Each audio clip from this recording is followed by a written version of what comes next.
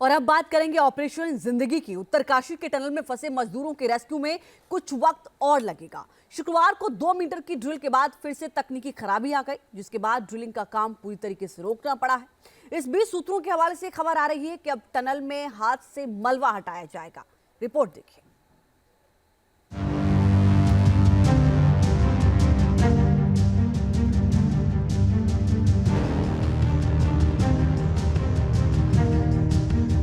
उत्तरकाशी के सिलक्यारा टनल में फंसे मजदूरों का इंतजार एक रात और लंबा खिंच गया। रेस्क्यू टीम की लगातार कोशिशों और पहाड़ से लड़ने का मजबूत जज्बा भी फंसे हुए 41 मजदूरों का रेस्क्यू नहीं कर पाया। सुरंग से बाहर निकालने के लिए हर मुमकिन कोशिश की जा रही है। पहाड़ के गिरफ्त में फंसी 41 जानों को बाहर निकालने के लिए पहाड़ से दो हाथ किया जा रहा है, लेकिन मुश्किलें भी पहाड़ जैसी ही सामने आ रही हैं। दुनिया भर की बेहतरीन मशीनें भी काम पर लगी हुई हैं। पूरा अमला लग गया है। विदेशों से एक्सपर्ट बुलाए गए हैं। मुख्यमंत्री, केंद्रीय मंत्री, प्रधानमंत्री सब ने इस ऑपरेशन को टॉप प्रायोरिटी पर रखा। बावजूद इसके मशीनें मानो पहाड़ के सामने बार बार घुटने टेक रही हैं। लेकिन इन मुश्किलों के बावजूद रेस्क्यू ऑपरेशन में जुटी टीम ने घुटने नहीं टेके हैं। कभी बोल्डर तो कभी रॉड, ड्रिलिंग के रास्ते में कई रोड़े आए, लेकिन कोई भी मुश्किल रेस्क्यू टीम के हौसले को डिगा नहीं पाई।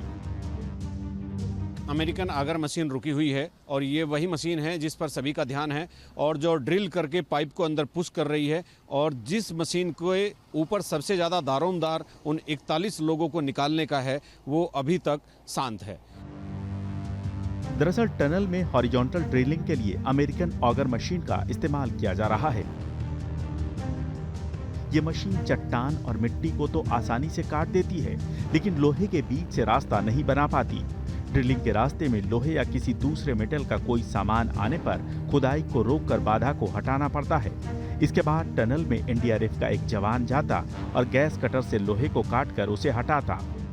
एक और मुश्किल सामने आई, टनल की घटती चौड़ाई। जैसे जैसे ड्रिलिंग मशीन के सामने लोहे का सामान या कोई दूसरी बाधा आती, उसे तो मैन्युअली हटा लिया जाता, लेकिन उससे आगे ड्रिलिंग के जरिए कोई रास्ता बनाया जाता, उसकी चौड़ाई पहले के मुकाबले कम होती।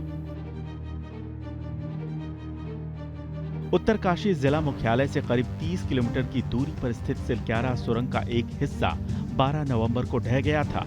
इसके बाद रेस्क्यू टीम बनाकर फंसे मजदूरों को निकालने का काम लगातार जारी है। सबसे पहले अंदर ऑक्सीजन का पाइप डाला गया। इस बीच फंसे हुए मजदूरों तक एक पतली पाइपलाइन के जरिए भोजन, पानी, ऑक्सीजन, बिजली और दवाओं की सप्लाई की गई। शुरुआती कोशिशों में सफलता नहीं मिली तो ड्रिलिंग के लिए अमेरिकी ऑगर मशीन मंगवाई गई। इसकी मदद से तेजी से खुदाई का काम होने लगा, लेकिन 24 मीटर की ड्रिलिंग पूरी होने के बाद 17 नवंबर को मशीन के रास्ते में पत्थर आ गया, जिसके बाद ऑपरेशन को रोक दिया गया। 19 नवंबर को एनडीआरएफ, एसडीआरएफ और बीआरओ ने भी मोर्चा संभाला। विशाल पहाड़ के सामने कोई भी प्लान काम नहीं कर रहा था। हर कोशिश नाकाम होती दिख रही थी। इसी बीच प्रधानमंत्री नरेंद्र मोदी ने सीएम पुष्कर सिंह धामी से बात कर हर संभव मदद देने का आश्वासन दिया।